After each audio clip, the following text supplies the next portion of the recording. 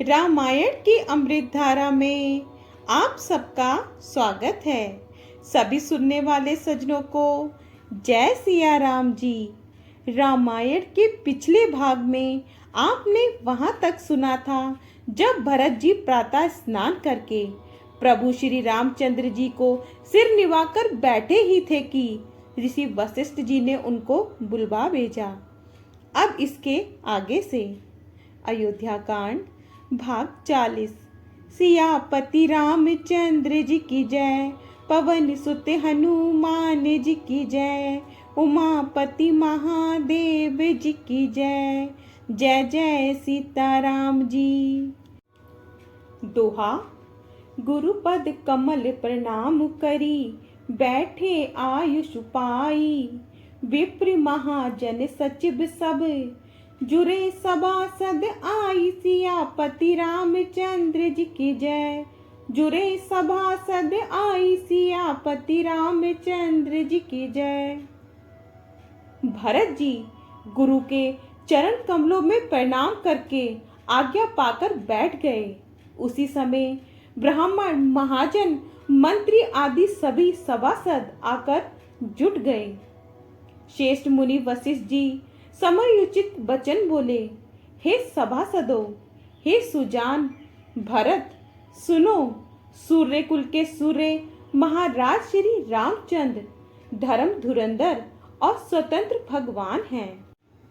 वे सत्य प्रतिज्ञा हैं और वेद की मर्यादा के रक्षक हैं। श्री राम जी का अवतार ही जगत के कल्याण के लिए हुआ है। वे गुरु, पिता और माता के वचनों के अनुसार चलने वाले हैं। दुष्टों के दल का नाश करने वाले और देवताओं के हितकारी हैं। अर्थात श्री राम जी ही सबके एकमात्र महान माहेश्वर हैं। दोहा। राखे राम राजाई सुख, हम सब कर हित होई। समझु सयाने करहु अब, सब मिल सम्मत सोई। सियापति रामचंद्र जी की जय, सब मिल सम्मत सोई। सियापति रामचंद्र जी की जय। श्री राम जी की आज्ञा और रुख देखने में ही हम सबका हित होगा। इस तत्व और रहस्य को समझकर हम तुम सियाने लोग जो सबको सम्मत हो वही मिलकर करो। श्री राम जी का राज अभिषेक सबके लिए सुखदायक है। मंगल और आनंद का मूल यही एक मार्ग है। अब श्री रघुनाथ जी अयोध्या किस प्रकार चले, विचार कर कहो, वही उपाय किया जाए। मुनि श्रेष्ठ वशिष्ठ जी की नीति, परमार्थ और स्वार्थ में वाणी सबने आदर पूर्वक सुनी, पर किसी को कोई उत्तर नहीं आता। सब लोग भोले, विचार शक्ति से रहित हो। तब भरत जी ने सिर निवाकर हाथ जोड़े और कहा, सूर्य वंश में एक से एक अधिक बड़े बहुत से राजा हो गए हैं। सभी के जन्म के कारण पिता माता होते हैं और शुभ अशुभ कर्मों का फल विधाता देते हैं। आपकी आशीष एक ऐसी है जो दुखों का दमन करके समस्त कल्याणों को सच देती है। यह जगत जानता है। हे स्वामी, आप वही हैं जिन्होंने विधाता की गति विधान को भी रोक दिया। आपने जो जो निश्चय कर दिया उसे कौन टाल सकता है। दोहा। बूझिय मोहि उपाऊ अब, सो सब मोर अभागु। सुनी स्नेह मैं वचन गुर, उर उमंग अनुरागु। सियापति रामचंद्र जी की जय, उर उमंग अनुरागु। सियापति रामचंद्र जी की जय। अब आप मुझसे उपाय पूछते हैं।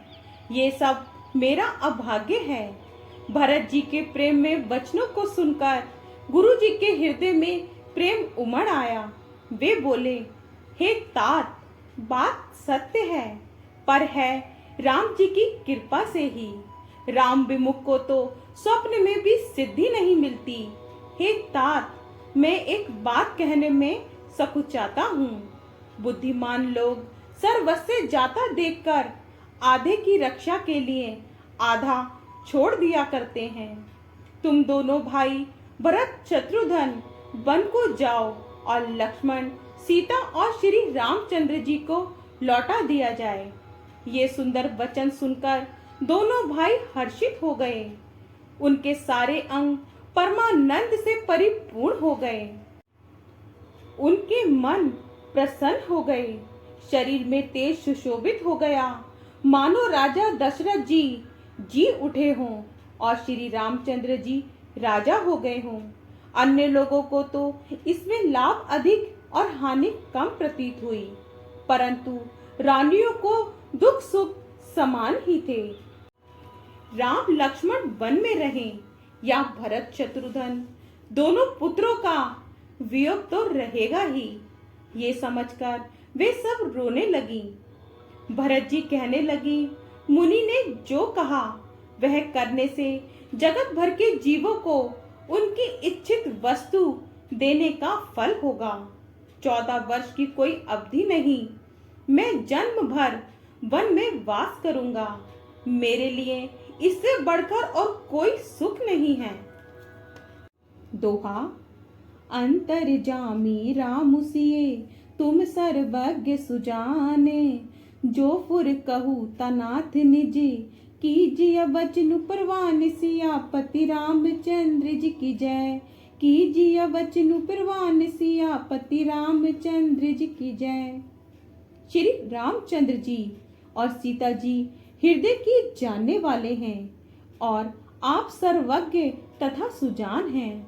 यदि आप ये सत्य कह रहे हैं तो हे नाथ, अपने वचनों को प्रमाण कीजिए, उनके अनुसार व्यवहार कीजिए। भरत जी के वचन सुनकर और उनका प्रेम देखकर सारी सभा सहित मुनि वशिष्ठ जी विदेह हो गए। किसी को अपने देह की सुध ना रही। मुनि वशिष्ठ जी के अंतर आत्मा को भरत जी बहुत अच्छे लगे और वे समाज सहित श्री राम जी के पास आए। प्रभु श्री राम जी ने प्रणाम कर उत्तम आसन दिया। सब लोग मुनि की आज्ञा सुनकर बैठ गए। श्रेष्ठ मुनि देश, काल और अवसर के अनुसार विचार करके वचन बोले।